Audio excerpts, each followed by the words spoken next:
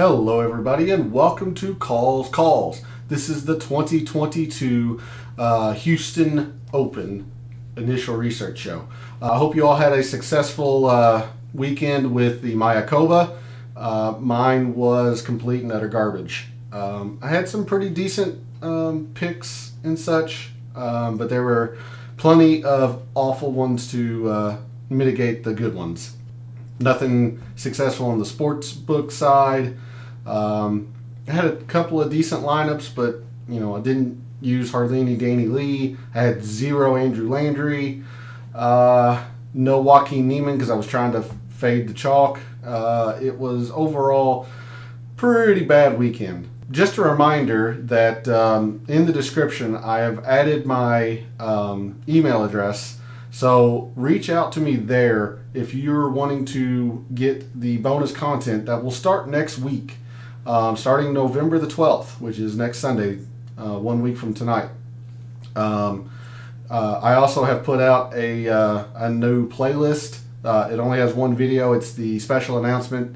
So make sure you go check that out. Links to my social media are in the description, as well as that email, plus the tentative show schedule. But with that, chat is open as always. Jump in there. Let me know how you did. I want to hear about it, especially if you want. I want to shout out all the winners. And then, as always, statistics are provided by FantasyNational.com. It allows a moron like me to pretend I can do this well enough to do it for a career. So with that, let's do some initial research on the 2022 Houston Open. And we're going to transition over here. Hopefully the camera is still... There it goes. Now it's focused. I was having trouble focusing there for a bit. Let me make sure chat is up over here to the side. Like we do every week in the initial research show, we're going to start with the tournament fact sheet. Unfortunately, this is last year's tournament fact sheet, as the 2021 or 2022 seasons is not out yet. But it's the same course as last year. This is Memorial Park in Houston, Texas. And remember, this is not the Vivint Houston Open anymore. It is the Hewitt Packard Enterprises Houston Open. But having said that, the course is still the same.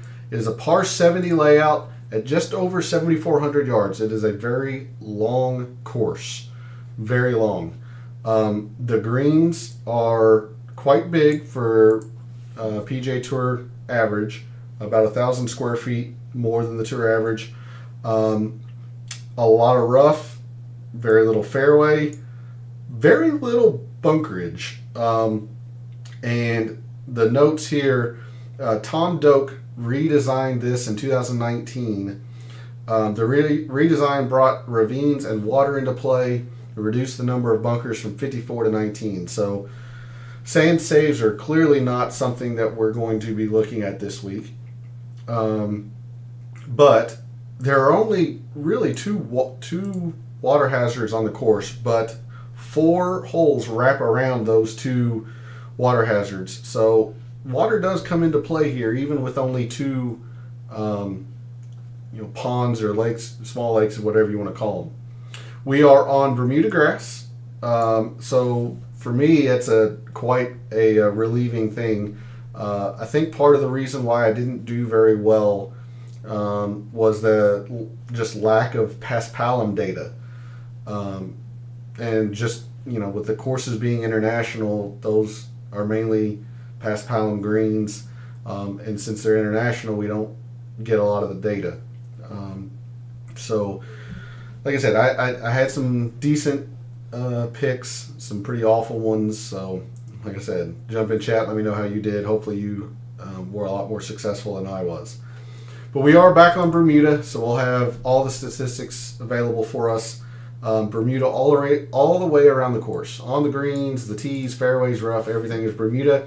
You'll notice that these are cut pretty short, so they're going to be at least fast, if not lightning. Unfortunately, we won't have any architect data in Fantasy National. Its original architect was John Bredemus. sorry. But redesign of by Tom Doak 2 years ago. So again, the main takeaways here: Bermuda on the greens with Bermuda everywhere. Large greens, long course. So we're going to jump into Fantasy National here, and this is the kind of the base site or whatever that I go to. I go ahead and bring it down to 36 rounds in the last 6 months, and just sorted on a strokes gained total basis. I want to see who's playing the best coming into each event on a high level. So sorted just on strokes gained total, no filters, no anything, just in a pure, last 36 rounds in the last 6 months. So your top 10 strokes gained total: Sam Burns, Seamus Power, Sungjae M, Mito Pereira, Harold Varner III, and then the rest of the top 10: Adam Scott, Ian Poulter, Cameron Smith, Aaron Wise, and Adam Schenk. If you followed me last week, you'll know that I was very high on Harold Varner. That came back and blew up in my face. Mito I had highly ranked, but I wasn't using him in DFS, which was a decent thing. He missed the cut. Seamus Power played pretty darn well. I used a little bit of Ian Poulter. He missed the cut. So, again, good with the bad. Aaron Wise I used a little bit. Tried to limit him just because he was, chalky. But, good and bad. Gooch and Scheffler, 2 very strong performances this past week. Lurking just outside the top 10. So before we get into a whole lot of data here, let's look at the course breakdown. But I do like to get a feel for who's been playing well leading into this event and such, almost like a snapshot of recent form.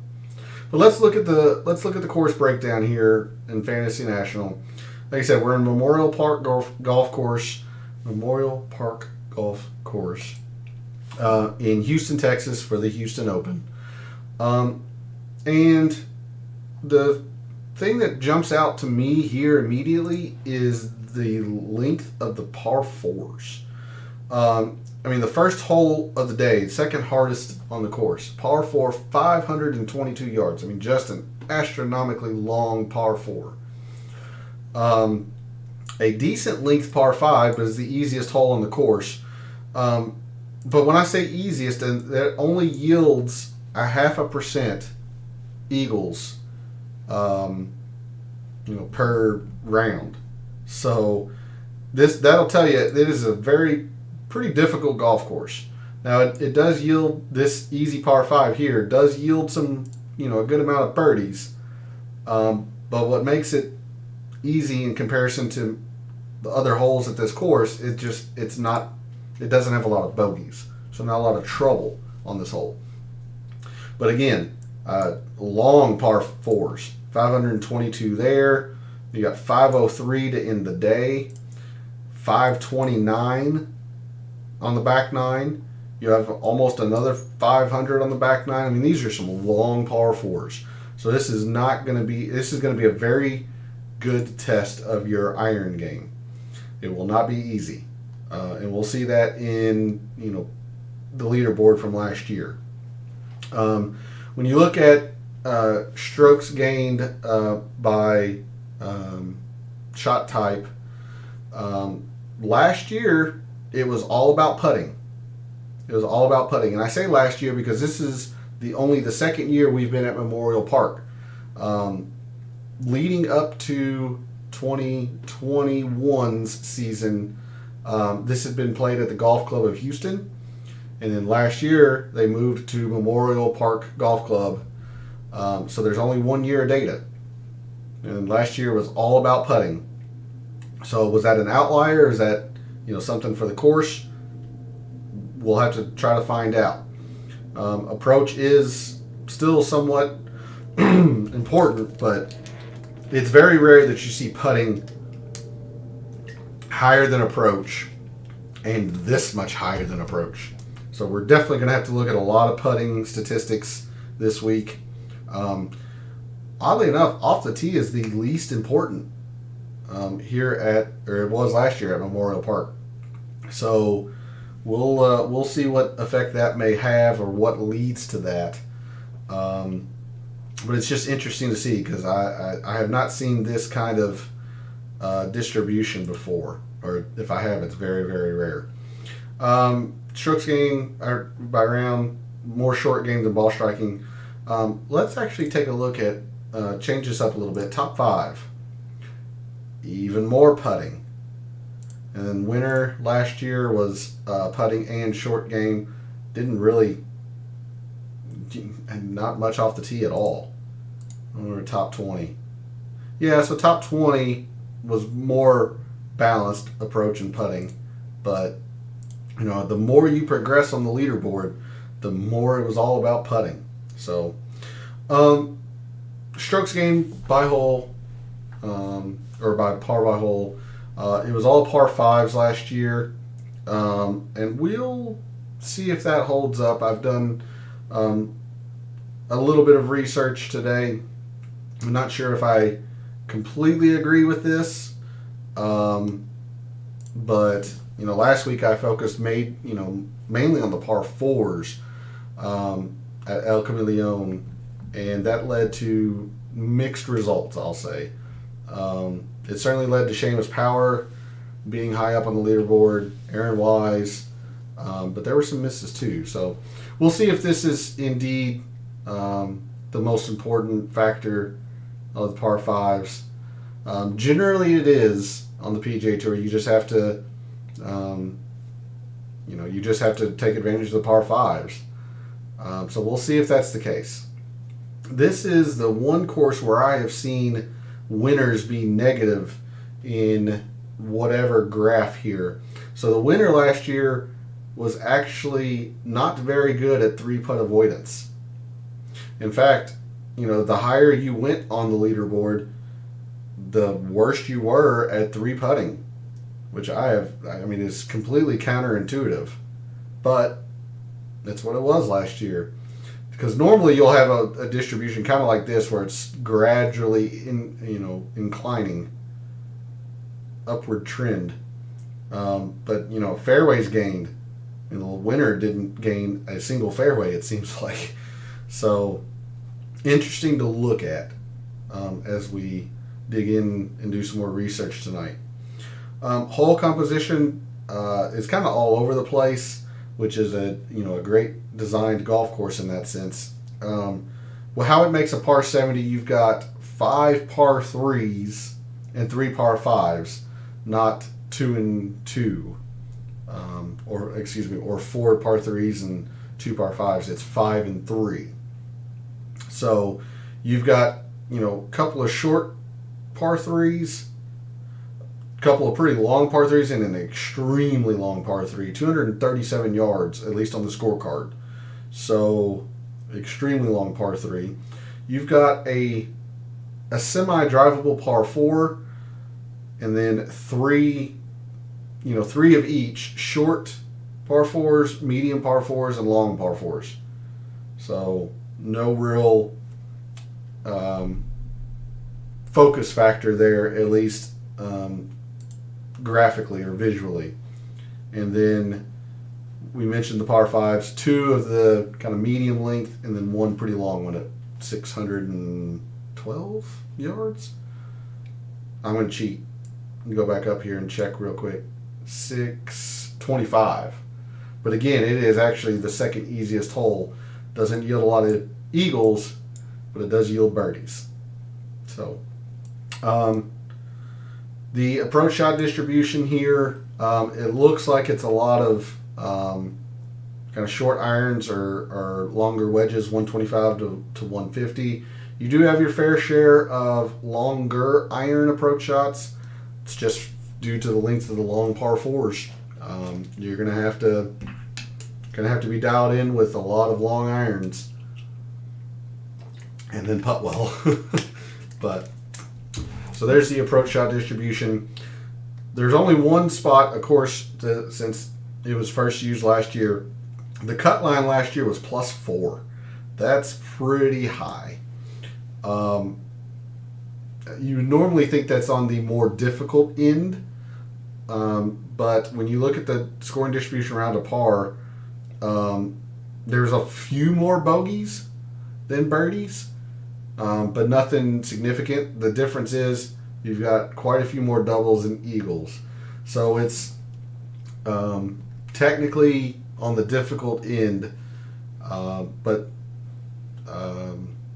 how am I trying to phrase this? It's more on the difficult to average difficult than it is, difficult. Last year, driving accuracy was very low, and the distance was very high. So does that mean that guys weren't afraid and tried to drive the ball as far as they could? Or was it fast and firm and they got a lot of run out into the rough? I don't know. We'll see here in a bit. But it's important to see that driving accuracy was down, distance was up, and we'll see if that has any factor on who was the top of the leaderboard. So we saw that the greens from the tournament fact sheet were larger than the tour average, but the green in regulation percentage is lower than the average tour event. So it's going to be very, very critical that you hit your greens, because you're going to be gaining a lot of strokes on the field if you do. Scrambling here, not very successful. 3 putts per round were actually a little lower than the tour average. When we talked about the driving distance, proximity is a little less here than the tour average. So even though these are larger greens, you're not hitting them as often in regulation, but you are closer when you do. So it seems very counterintuitive, but from the 1 year of data we have, that's what it is. So there's a look at the course breakdown. I'm sure we'll come back to it a couple of times tonight or occasionally. Let's bring up the historic conditions of this tournament. And again, I don't want to say I'm throwing it out completely, but I'm definitely taking these with a lot of grain of salt, because these were at a different golf course at the Golf Club of Houston. You can see these were lightning. It was a par 72. It was a long course.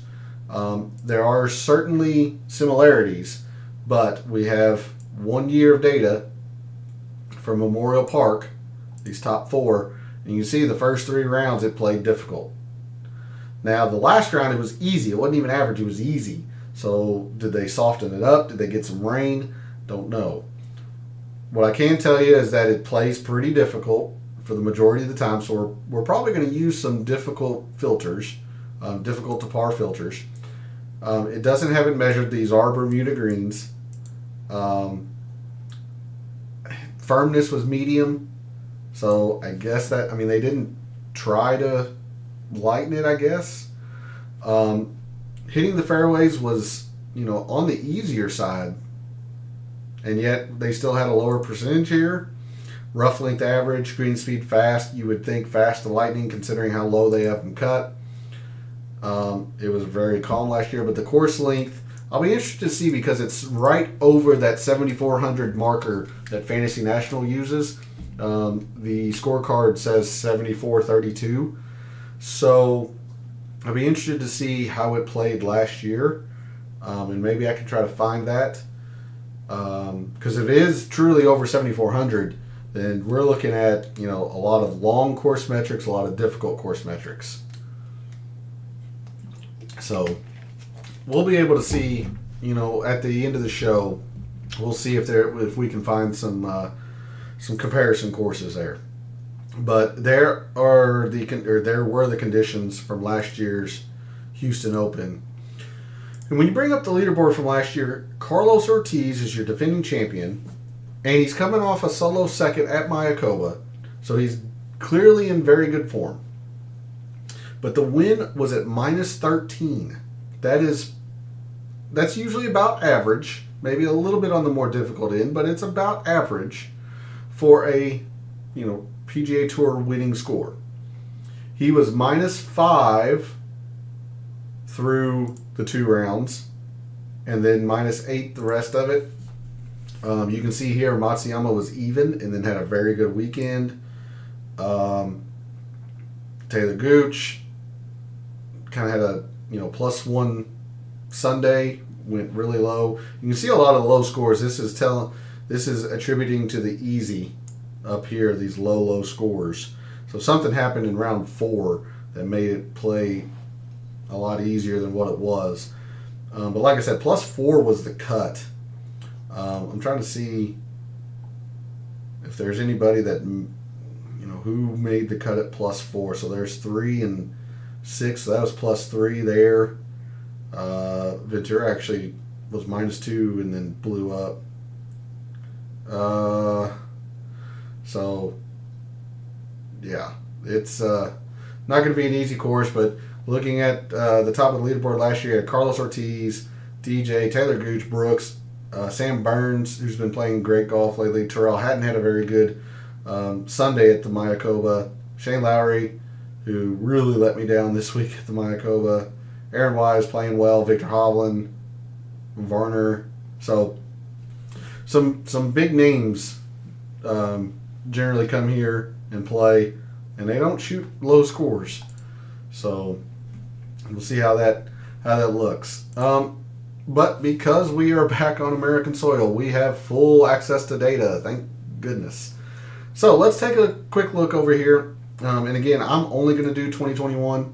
It's the only year that this course has been in use. You can see Carlos Ortiz. I mean, a lot of putting, a lot of around the green, and pretty good with his irons. We saw that graphically on the course breakdown. Let's look at off the tee. Supposedly, this was not a very good metric for who finished at the top of the leaderboard, and it kind of plays out that way. DJ 2nd, Hovland 15th, Sam Burns 7th. So 3 strong performances at the top, at the very top. You had Vegas middling, Charlie Hoffman top 30, Sergio missed the cut, a 2nd, a 24th, a 7th. So I honestly would say this is a kind of a middling correlation. We've certainly seen less correlations in the past 2 or 3 weeks. So I don't know how off the tee is going to be a non-factor like it seems like it was. Looking at the irons, quite a bit. 5th, 7th, 15th, and then 38th, 2 11ths. Neesmith, who's always a good iron player, usually doesn't do anything else, and you can see he missed the cut because he couldn't chip, couldn't putt. So the very, very top of the leaderboard is a strong correlation, and it kind of trails off here in this kind of upper tier, not the top of the tier, but the upper tier, and then comes back down into here, comes back. So I would say approach is a little bit more off the tee of a correlation, but nothing very, very significant. Around the green, again, it's kind of middling. 38th. Now Ortiz was 2nd. 38th. You had 2 very good. Lucas Glover missed the cut. Middlings, and then come down. But you'll see why the putting was so high. 7th, 5th, 20th, 5th, 1st. I mean, Austin Cook, a top 25. You'll take that if he's a cheap price on the DFS. Hatton, Gooch, Redmond saved his tournament basically by putting. 2nd, 15th, 220th. That's a very, very, very, very strong indication of who's going to finish at the top of the leaderboard, at least for 1 year. So a lot of strokes gained putting metrics, or at least a lot of weight into it, certainly. We're going to be looking at this week. So we're going to definitely slice and dice who's good on Bermuda greens, fast Bermuda greens, who's just a good putter in general. As you can see here, putting was pretty clear. It looked like approach was clearly second. It almost looked like off the tee was, it wasn't a non-factor. Around the green was okay. I would think these two, the off the tee and around the green, are kind of the same, at least in correlation. So interesting stuff there. Fairways and greens, we'll see. We saw that the distance was high, the fairways were little, and the greens were harder to hit. So driving distance, not really indicative, to be honest with you. Adam Scott, DJ was second in distance. Makes complete sense. But a lot of middling finishes. Fratelli missed the cut. Wyndham Clark missed the cut. So this is very little to me. Fairways, nothing. I mean, really nothing. A couple of top 25s. You missed the cut here, missed the cut here, 50th. So, yeah, nothing in the fairways. Good drives even. I mean, DJ was first. Good drives is a combination of off the tee and iron play. I mean, even that was no correlation at all. None. So that's interesting to see. Let's look at greens. Yeah. So, as I might have thought, greens seem to be the biggest metric on this page, at least. DJ, 2nd, 11th, 7th, 15th, 11th, 7th. I mean, the top 6 are all in the top 15. You had Hudson Swafford miss the cut, and then you had some more pretty strong correlation here. So, yeah, greens and regulation seem to be a very, very important factor, or at least it was last year, here at Memorial Park. Let's birdies and bogeys. Again, not a lot of eagles. So it looks like Garnett had 2 eagles on the week and still only finished 50th. So eagles not a big deal at all. Not at all. You had guys miss the cut that had an eagle. Birdies, I mean, it's kind of hard to say just because if you're going to get a lot of birdies, you're going to be higher on the leaderboard. Avoiding the bogeys, about what you'd expect. And then doubles, sure. Again, it's kind of hard to use a lot from this page. If it was a clear, I think for me, it's going to be more important to avoid bogeys than it is to get birdies. If you look here, this is about the only thing you can really strongly take away. All of these guys are at least positive in the, bogeys avoided. Whereas you have some who were not getting their birdies, they were just avoiding bogeys, like Adam Long, HV3, Russell Knox. I mean, you come down here, Russell Henley, yes, he was in a very middling performance. He was in the top 30. I mean, it looks like he didn't birdie at all that week. He just avoided his bogeys and really avoided the doubles. So, if anything, this will tell me that bogeys avoided are more important than gaining birdies. So, we'll definitely look at that. Certainly bogeys on difficult courses. Let's look at par 3. This was supposedly not very important at all last year. And you see here, I don't know if I agree with that, to be honest with you. You've got one middling performance, middling performance in Graham McDowell, but 2nd, 5th, 1st, 7th, 20th, 4th, 11th, 11th, 15th, 15th. So what's this, the top 12? 1, 2, 3, 4, 5, 6, 7, 8, 9, 10, 11. So the top 11, you had, outside of that middling performance, all of them top 20. I mean, even Scott Brown at 12th, top 25. So looks like par 3s were actually a pretty decent factor last year. The short ones, not really. Not as strong. The short-ish, still not a big indicator there, I don't think. Middle length, no, nothing. I mean, look at all these missed cuts that were high on this middle length. Long par 3s, nope, not really. The long one, I mean, it's the most, but I mean, even then, I mean, you have your non-missed cuts here, but you don't have a lot of high finishes. So it looks like it's just a cumulative performance on the par 3s. But I mean, yeah, other than Graham McDowell, you had a lot of pretty decent high finishes here. So yeah. I mean, look at that. That's 12 top par 3, strokes gained par 3 were in the top 11 of the 12 were in the top 25, and then McDowell, didn't do well in other areas. That's pretty strong. At least to me it is. Par 4. You can kind of see already these are all green. So I'm going to tell you now, par 4s are very important here. 15, second, fifth, second, seventh, 2 middlings, 4 more top 15s. Yeah, this is also very, very strong. This is more strong than the par 3s, to be honest with you. Just a strong correlation. The short one, there's one short, like drivable par 4, and it looks like it leads to a little bit here. The top 6 were all in the top 25. 7 of the top 8 were in the top 25. 8 of the top 9. So maybe look at a drivable par 4 metric. I wouldn't want to put a whole lot into it, but maybe a little bit. The days that it does play longer, it's a little less. You still have decent stuff in here, but it does correlate a little less. Shorter par 4s, started strong, but then this area here kind of gets weak.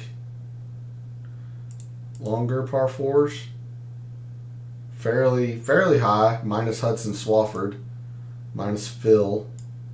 Still fairly strong though, up into here. So looks like 450 to 500 could be a decent little indicator if we want to separate out the par 4, or which length of the par 4s might be the most important. Looks like it's the 450 to 500s and then the drivable. Let's check the long par 4s. Again, not terribly strong. The best were top 50. That's nothing to be bragging about. 3 top 10s, a couple of top 30s, missed cuts here. So it looks like it's the 450 to 500, and then the drivable. But you can't argue the importance of just the overall top, or the overall par 4s. That's a goodness gracious. That's a strong correlation. It's a strong indicator. So let's take a look at the par 5s. This is supposedly the most important par hole there is here at Memorial Golf Club, or Memorial Park. You had your first and second, another top 10, a couple of middlings. I'd say the par 4s are more of an indicator, but then certainly it's a little strong. It's fairly strong. Par 4s were more though. You do have a lot of high finishes down here. So, okay.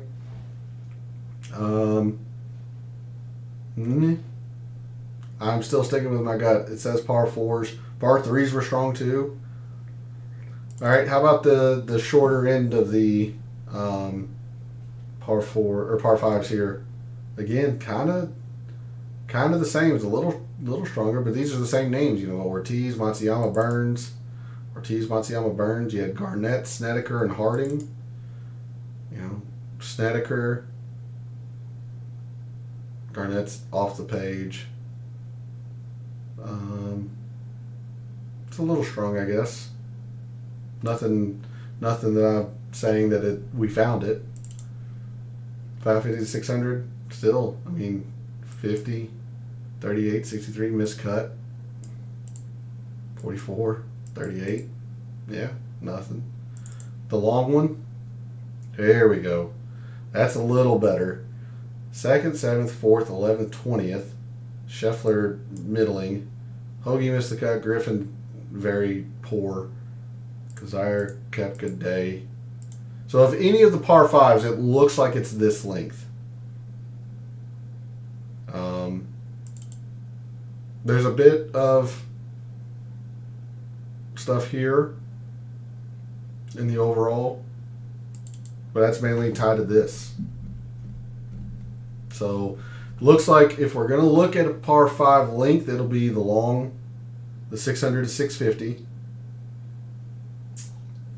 Let's see if anybody was outright negative. Yeah. Yeah, okay. All right. So if we're going to look at a length of par 5, it'll be the long one. Some par 5 is a little bit necessary, it looks like. And then I'm going to jump back to the par 4s. We saw that this was very, very strong here. At least relation to the others. I wouldn't say it's strong, but in relation to the others. Sorry, no, it's this one. And it's fairly strong. Minus Hudson Swafford, minus Phil Mickelson. You have some good high things there. So we're definitely going to look at the 600, 650 par 5. If we're going to separate something out, we're going to look at the 450 to 500 par 4s if we want to separate something out. And then the par 3s, we saw that it was just the accumulation of the par 3s. That's a decently strong correlation. So let's look at proximity. Proximity total. There you go. This probably is in combination with the putting. Allowed people to be, putt well or whatnot. But top 30, 7th, 11th, top 20, 7th, 5th, 15th. I mean, Duffner is the miscut here. Lovemark was very middling. But the top end here is very strong in proximity total. About flip wedge, nothing. Not at all. I mean, Matsuyama was okay, but look at all these miscuts. So I'm imagining those are guys that were scrambling, and we saw how unsuccessful scrambling was around this golf course last year. 100 to 125. Meh. Duffner. Struman Shank. It's decent. Little light correlation. 125 to 150. I believe this was the. I'm going to cheat. Go back to this breakdown here for a second. Was this the one that had the majority? Yeah. 125 to 150 down here. So supposedly most approach shots came from this range. So let's see if that was a big factor. The leader was 64th, miscut. 15, 32, 29, 5, 38. It's about like 100 to 125. It's light. There's a little bit there, but it's light. Nothing that I would rush to put in my mixed condition model, that's for sure. 150, 175? Not at all. None whatsoever. Oof. 175, 200? I mean, you have your cut makers, but Pat Perez, Patrick Rogers here, not really all that strong. How about long range? No, not really. So maybe a bit of total proximity, but even then I'd only put it at 5%. There's not a lot there. There just isn't. Not in the proximity range. Lastly, we'll look at putting. If there's anything we can extract out if somebody's good from a certain range or whatnot. But we saw how important the putting was. I mean, minus Doc Redman, you've got a lot of top finishes here. Let's see. Is there anything that comes to mind? Maybe a little bit. These are probably your avoiding 3 putts, but still. Lovemark, 38th, 50th, 64th. It's not strong. 5 to 10 feet. Not really. Ollie 4th. Missed the cut. Bo Hostler 6th. Missed the cut. Yep, not there. 10 to 15. Little stronger. John Hull was middling. Stallings missed the cut. Ryder missed the cut, but you had around those 3, you had some high finishes. So we're starting to see a little bit here. 10 to 15. 15 to 20, no. No, not at all. 20, 25. Again, not really. 25 plus. Lag putting? Nope. So maybe 10 to 15 feet, maybe, but yeah, I mean, it's all strokes gained putting. That's all that is. All right, so now that we've went through that, bring it back to the strokes gained. Let's do a couple of quick sorts and filters and such for preparation tomorrow's data dive. First thing, let's look at putting. I won't put on Bermuda yet, but the best putters in the last 36 rounds coming in: Adam Long, Adam Shank, Mackenzie Hughes, Adam Scott, Hank Lebioda, followed by Brian Stewart, Cameron Smith, Sam Ryder, Sam Burns, and Ian Poulter. Again, those are your top 10 just overall putters coming into this event. No bent, no fast, or no Bermuda, no fast, just pure putting. Let's add Bermuda. I'm not going to add the fast just yet. Best putters on Bermuda of any speed. Slow, fast, lightning, whatever. The best are Chesson Hadley, Adam Long, Mark Leishman, Nate Lashley, Denny McCarthy are your top 5. Brandon Grace, Patrick Reed, Lonto Griffin, Seabez, and Harry Higgs. So Seabez, I didn't say it. He wasn't top 10. He was 11th in overall putting. Adam Long was first overall, second on Bermuda. Interesting to note. And then let's add, pretty sure it's going to be fast. And I had lightning just in case as well. And you'll see here in the last 6 months, most rounds are 28. So I'm actually going to bring it down to 24 and see who's just putting well on fast Bermuda recently. Denny McCarthy, Harry Higgs, Chesson Hadley, Patrick Reed, Brandon Grace. Adam Long falls to 6th. That's not like it's terrible. He falls to 6th. Burns 7. Wadney 8. Seabez tied for 8th. And Cameron Smith 10th. So decent stuff there. Take those filters off. Take Bermuda off. Let's look at difficult. Let's see who plays difficult courses well. There we go. Scoring relative to par. Difficult. Last 24 rounds. Yep. So there's 23 is the max. So last 24 rounds in the past 6 months. Well, the best strokes gained total difficult players: Scotty Scheffler, Patrick Reed, Brandon Grace, Aaron Wise, and Kevin Streelman. That's interesting. Let's see what difficult rounds he's played. So the Open, all of the U.S. Open, all of the Memorial, Charles Schwab, PGA, and Wells Fargo. Interesting. And he's played all of those very, very well. Huh. Might be worth considering or starring Kevin Streelman for the time being. So those were your top 5. Scheffler, Reed, Grace, Wise, Streelman. Rest of the top 10 goes Seamus Power, Cameron Tringali, Brooks Koepka, Shane Lowry, and Brian Harman. Harman, really? Okay. What's he got here? The WG last round of the St. Jude, he played okay. The Open, played really good the first round, and then The U.S. Open, he played really well. Charles Schwab, he played well. PGA, Wells Fargo. Okay. So Brian Harman, also. Interesting. Shane Lowry really disappointed me this week at the Mayakoba. No surprise that he plays the Open well. The U.S. Open was not great. I mean, he was okay. He was positive until Sunday. Sunday, he just... Oh, God. It was bad. Memorial, played very, very well. PGA, played very, very well. Okay. Matthew Wolff, coming off a very good performance this weekend. Taylor Gooch. Both of those tied for 11th. So there's some players to start your research with on difficult courses. Let's look at long courses. And you see here that there's only 4 rounds in the last 6 months, so we're going to have to expand that out to the last calendar year.